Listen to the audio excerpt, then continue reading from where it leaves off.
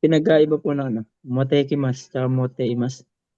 Motekimas at saka moteimas. Moteimas, opo. Oh. Yung motekimas, wait lang, sulat natin. At yung moteimas. Ayan, moteimas. Okay, yung motekimas, ito yung to bring. Ayan. Ito namang moteimas, carrying. Ganun lang. Pag sabi moteimas, kasalukuyan mong dala-dala. Halimbawa, may dala-dala akong wallet, kasalukuyan kong dala-dala yung wallet ko, saipo moteimas. Ayan.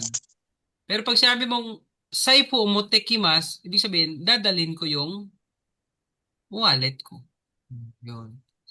Yun lang, sir. Sensei No? yung tote po. Ha? Tote kudasai. Totte kudasai. Totte kudasai? Ay, Okay, maraming meaning ito eh.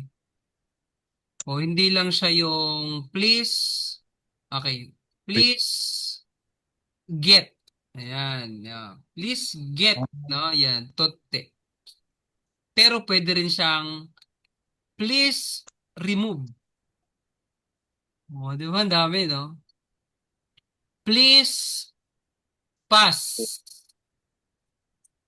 Ano yung pass? Ipasa. Halimbawa, boru o totte kudasai. Pakipasa yung bola. Yan. Pwede ring to remove. Halimbawa, tatanggalin mo yung himo. Himo. Yung himo, string yun eh.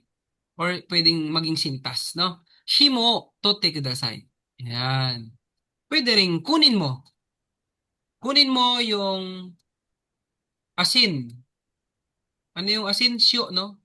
Shyo, totte kudasai. O yun, daming gamit ni totte kudasai.